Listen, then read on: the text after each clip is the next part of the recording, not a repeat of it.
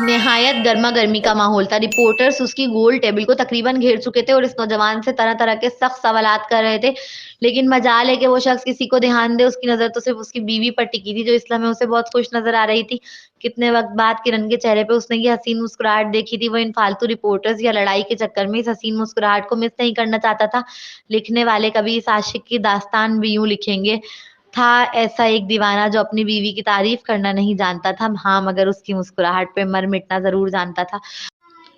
Welcome to our channel novice by Husn Kamal. अस्सलाम वालेकुम listener, कैसे हैं आप सब लोग। तो मैं आप लोगों के लिए लेकर आई हूँ हुस्न कमल का नॉवल धड़कते दिल की किस्त नंबर 35 लेकर, जो कि एक सरप्राइज़ एपिसोड है। तो आप लोगों के लिए, ताकि आप लोगों को ये शिकायत रहती है कि एक दिन बाद एपिसोड मिली, 2 दिन बाद मिली, और आप लोगों को भी मेरी तरह इंतज़ार रहता है एपिसोड का।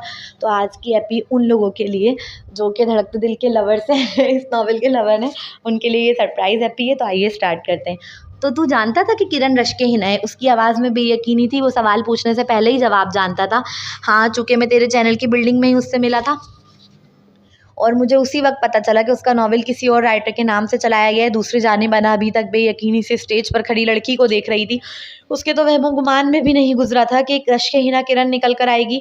अना को लगता था कि किरण वक्कास की ज़िंदगी से जाएगी तो उसके लिए रास्ता साफ हो जाएगा, मगर रश्के हिना का नॉवल चुराने के सबब वक्कास उससे बहुत दूर हो गया था। और दूसरी जानिब वो मामूली सी लड़की कामयाबियों की सीढ़ियाँ चढ़ती हुई नज़र आ रही थी। वो कैसे उससे न जलती। वो अभी किरण को देख कर जल ही रही थी कि उसके कानों की समाज से अबूज़र का जुमला टकराया और उसे इल्म हुआ कि अबूज़र भी उस हवाले से जानता है। और उसने फ़ौरन ही अबूज़र की जानिब देखा, लेकिन अबूज़र ने उसकी जानिब नहीं देखा, क्योंकि वो उसे शर्मिंदा नहीं करना चाहता था। "तू सब जानते थे इस हवाले से?" "नहीं जानता था तो बस मैं ही नहीं जानता था," वक्कास ज़ेरे लब बड़बड़ाया। "क्या तू मुझे बता नहीं सकता था? अपनी गलती किसी के सर तो डालनी थी ना, इसलिए बेचारे अबूज़र पे चढ़ाई की। मुझे लगा तुझे मालूम होगा, मुआविया भी जानता था इस हवाले से, और फिर वो तेरे ही चैनल पे काम कर रही थी। जब मैं उससे मिला मुझे लगा तू जानता ही होगा, लेकिन खामोश है।" क्योंकि वो कहते-कहते रुका। क्या कहता कि उसे लगा कि वो अना से मोहब्बत करता है और अपनी बीवी को अहमियत नहीं देता, इसलिए अपनी बीवी का नॉवल खुद चोरी होने दिया खामोशी से। "मैं अभी आता हूँ।" अबूज़र मज़ीद कंटिन्यू नहीं रखना चाहता था इस टॉपिक को, जिसका ताल्लुक अना से था। माना वो दिखाता नहीं था, लेकिन उसके दिल पर एक भारीपन सा आ जाता था जब अना और वक़ास की मोहब्बत व नाजायज़ ताल्लुकात की बात आती थी। वो एक गहरा साँस लेकर कहता फ़ौरन ही उठकर चल दिया, जबकि वक़ास अपनी पेशानी अपनी लंबी खूबसूरत उँगलियों से दबा रहा था। कहने को बेचारा परेशानी के आलम में बैठा था, लेकिन अना को इस हसीन नौजवान की ये प्रोफ़ाइल भी इतनी खूबसूरत और हॉट लगी कि वो चाह कर भी अपनी नज़रें नहीं हटा पा रही थी उससे। तो वो इसलिए मुझसे इतनी नफ़रत करती है। उसे अब भी यकीन नहीं आ रहा था कि उसकी अपनी बीवी के साथ उसी के चैनल में फ्रॉड हुआ है। इस लड़की के दिन-रात की मेहनत किसी और के नाम पर चली है। किसी और ने सारी दाद और तहसीन लूटी है उसके काम पर। वो कैसे नफ़रत ना करे इस इंसान से, जिसकी वजह से उसकी कलम के साथ इतनी बड़ी नाइंसाफ़ी हुई है। अगर 5 माह पहले उसे इल्म हो जाता कि रश्के हिना कोई और नहीं उसकी अपनी बीवी है, तो वो इन ऑन गोइंग ड्रामा रुकवा देता। चाहे कितना ही नुकसान क्यों ना होता, वो अपनी बीवी के साथ इतनी बड़ी नाइंसाफ़ी नहीं होने दे सकता था कभी। हेलो लेडीज़ एंड जेंटलमैन, मुझे तो आप जानते ही होंगे, अनस सईद गनी। जैसा कि आप लोगों को मालूम होगा कि मेरी बहन निमरा जब 2 साल की थी तो उसे अगवा कर लिया गया था, जिसके बाद वो हमें फिर ना मिल सकी। इसके गम में मेरी वालिदा दुनिया से चली गईं। डैड भी बहुत रंजीदा से रहते थे, इसलिए हम पाकिस्तान छोड़कर बाहर शिफ्ट हो गए। डैड में मेरे ग्रैंड पेरेंट्स सब बिल्कुल नाउम्मीद हो चुके थे कि हमें फिर कभी निमरा नहीं मिलेगी। फिर एक दिन अचानक मेरी मॉम की फ्रेंड जो डॉक्टर है उनकी कॉल आई और उन्होंने बताया कि उन्हें ज्वेलरी एग्जीबिशन में एक लड़की नज़र आई है जो बिल्कुल मेरी मॉम जैसी दिखती है, खास तौर पर उसकी आंखें। वकास अभी अपनी सोचों में मगन था कि स्टेज से अनस की आवाज़ आई। किरण समेत सभी उसकी जानिब मतवजा हो गए थे। वकास ने पलट कर देखा। किरण बहुत दिलचस्पी से अनस की बातें सुनती नजर आई, जिसे देख उसे अंदाज़ा हो गया था कि वो अनजान है कि अनस अपनी जिस बहन के मुतालिक बात कर रहे हैं वो वही है। डैड ने ये खबर जब मुझसे शेयर की, मैं तो खुशी से पागल होने को था, बहुत एक्साइटेड। आप यकीन नहीं करेंगे, मैं पहली फ्लाइट लेकर फ़ौरन ही अपनी बहन परी के साथ पाकिस्तान चला आया, अपने सारे काम छोड़-छाड़। डैड भी मेरे साथ ही आना चाहते थे, मैंने मना किया। मैंने कहा रुक जाएँ, पहले मैं देख लेता हूँ, अगर खबर पक्की निकली तो मैं फिर आपको आकर खुद इन्फॉर्म कर दूंगा। आप पूरी फैमिली के साथ आ जाइएगा। अनस के चेहरे पर खुशी खुशी झलक रही थी इस लम्हे जब वो ये सारी कहानी सुना रहा था कि किसी तरह उसे अपनी खोई हुई बहन मिली है।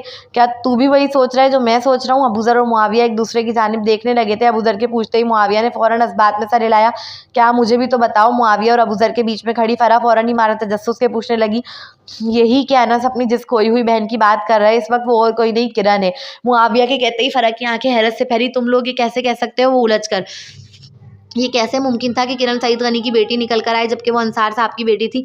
बददिमाग लड़की, क्या कानों में हड़ताल है? सुना नहीं तुमने? उसने कहा वो अपनी बहन को ढूंढने आया था यहाँ सिर्फ, लेकिन सब जानते हैं यहाँ आने के बाद वो सिर्फ एक ही लड़की के पीछे पड़ा रहा और वो है किरण, अबू ज़र को अपना जुमला मुकम्मल करने की ज़रूरत नहीं पड़ी। फरहा मारे हैरत के खुद ही बोल उठी, किरण, मैं पाकिस्तान आने के बाद अपनी मॉम की फ्रेंड से मिला, लेकिन उस लड़की के मुताल्लिक वो कुछ खास नहीं जानती थी, सिवाय उसके कि वो वकास अब्बासी की बीवी है।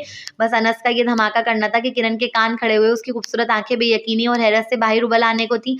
फिर क्या था, मैं मौका तलाश करने लगा। वकास की वालदा ने हमें अपने घर डिनर पर बुलाया। जब हम नए नए आए थे तो सब ही हमें डिनर पर इन्वाइट कर रहे थे, बट मैंने किसी की दावत को कबूल नहीं किया सिवाय उनके। मगर वहाँ जाने के बाद नाउमीदी हुई, क्योंकि वहाँ वो लड़की मौजूद ही नहीं थी जो मेरी माँ जैसी दिखती है। फिर मैं मौका तलाश करने लगा, यहाँ तक कि अबू ज़र की सालगिरह का दिन आया और मेरी मुलाकात उस लड़की से हो गई। मैं बता नहीं सकता उस लम्हे मुझ पर क्या बीती थी, अपनी बहन को अपने सामने खड़ा देख, लेकिन दुख भी हुआ क्योंकि वो अच्छे हालात में नहीं मिली थी मुझे। वो दुखी थी, बहुत दुखी, वो रो रही थी मेरे सामने और मैं उसे चुप तक नहीं करा सकता था। उसे देखने के बाद ही मुझे यकीन आ गया वो मेरी बहन है, लेकिन फिर भी 100% श्योर होने के लिए मैंने डीएनए टेस्ट करवाया और रिजल्ट मेरी उम्मीद के मुताबिक पॉजिटिव। मुझे पता चला मेरी बहन राइटर है। मैं बहुत खुश हुआ, मैं उसके साथ काम करना चाहता था। ये मत समझिएगा कि वो मेरी बहन थी इसलिए नहीं, ऐसा हरगिज़ नहीं है। वो एक बहुत ज़बरदस्त राइटर है, सिर्फ इसलिए मैं उसके साथ काम करना चाहता था। उसने अपना लोहा इस फील्ड में पहले ही मनवा लिया था, बस लोग नहीं जानते, और जानते भी कैसे, उसके मेहनत पर किसी और का नाम लगाकर वो ड्रामा चलाया गया और वो ड्रामा अपने वक्त का सुपरहिट ड्रामा रहा। दुख की बात तो ये है कि उसके साथ ये नाइंसाफ़ी करने वाला कोई और नहीं, उसका अपना शौहर था। अनस ने वकास की जानिब देख दांत पीसते हुए कहा। अनस के आखिरी जुमले सुनते ही रिपोर्टर्स में हलचल मच गई थी। उन्होंने तरह तरह के सवालात शुरू कर दिए थे। वकास समझ चुका था ये पार्टी इसलिए थ्रो नहीं की कि किरण को दुनिया के सामने अपनी बहन बताना था, बल्कि इसलिए थ्रो की गई कि उसके साथ हुई नाइंसाफ़ी को दुनिया के सामने लाना था।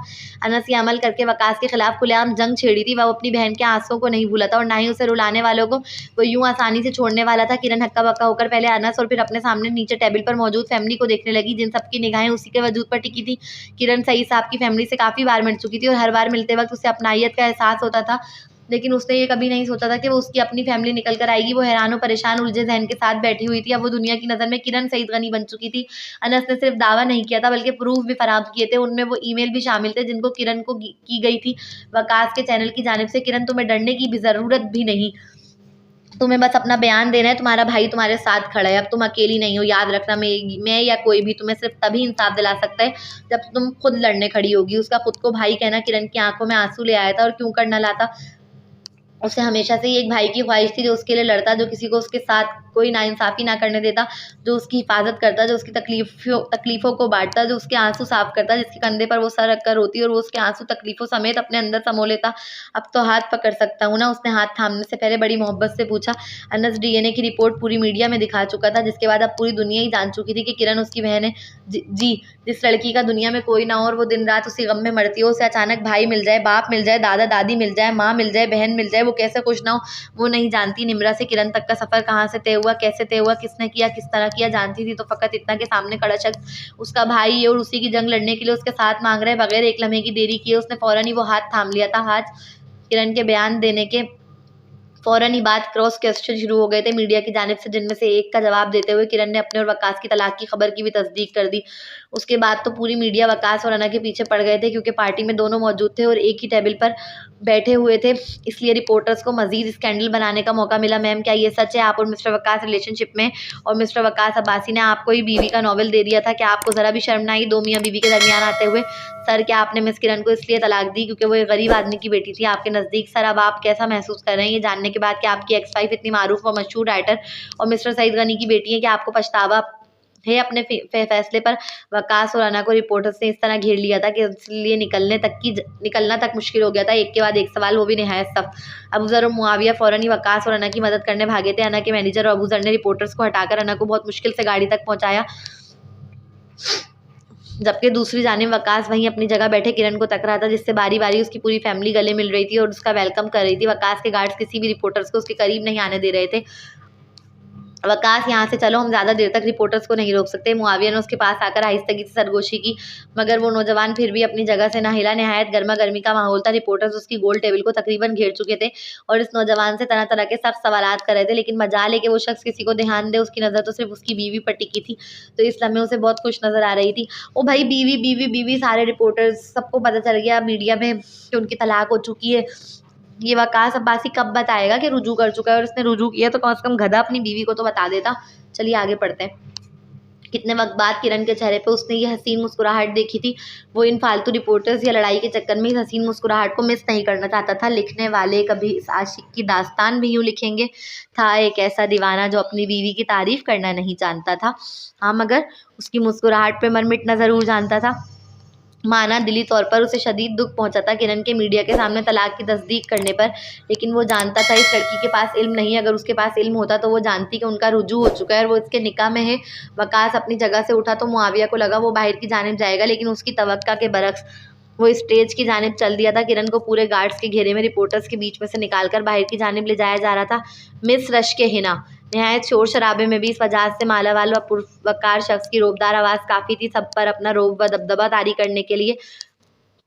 सब बिल्कुल खामोश होकर वकास की जानिब मतवजा हो गए थे। वो रिपोर्टर्स भी खामोश हुए इस इश्तियाक में कि वकास अपनी एक्स वाइफ से क्या कहता है। इस लड़के ने बहुत अजनबियों की तरह मुखातिब किया, मुकाबिल नहीं जानती क्यों उसे बुरा लगा था। इस लम्हे किरण को शिद्दत से एहसास हुआ वो पूरी दुनिया से रश्के हिना सुनना चाहती है, मगर उसके मुंह से नहीं, और अजनबियों की तरह तो बिल्कुल नहीं। उसने कुछ ना कहा, बस अपनी जगह रुक गई। मैं आपसे सबके सामने मुआफ़ी मांगना चाहता हूँ मिस रश्के हिना। आप शायद झूठ समझेंगी, लेकिन सच यही है कि मैं पार्टी में भी इसलिए आया था कि मैं आपसे माफ़ी मांग सकूं। मुझे कुछ वक्त पहले ही पता चला कि वो नॉवेल आपका यानी रश्के हिना का। उसने आखिरी जुमला बहुत जताते हुए अदा किया। भले दुनिया नहीं जानती, लेकिन किरण अच्छे से जानती थी कि वकास को नहीं इल्म था कि रश्के हिना कौन है।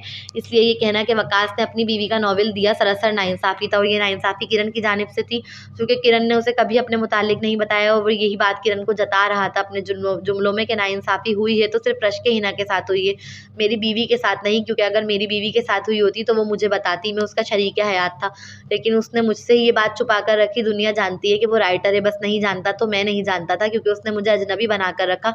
इसलिए अब मैं भी अजनबियों की तरह ही मुआफ़ी मांगने आया हूँ, क्योंकि उस फ्रॉड के मुतालिक मुझे बहुत देर में खबर हुई और आपके नॉवल पर मुबनी ड्रामा बहुत हिट जा रहा था इस वक्त, इसलिए मैं ऑन गोइंग ड्रामा नहीं रोक सकता था, और आपकी जानिब से मुझे कोई शिकायत मौसूल नहीं हुई थी, इसलिए मैंने कोई कार्रवाई नहीं की। I am sorry. आप कल मेरे ऑफिस में आ जाइएगा, हम आराम से बैठ के इस मुतालिक बात करते हैं और फिर देखते हैं क्या कर सकते हैं। वकास ने बहुत प्रोफेशनली अंदाज में माफ़ी मांगी पूरी दुनिया के सामने। उसके लहजे में जो अजनबियत थी वो किरण को सबसे ज़्यादा चुभती मालूम हुई।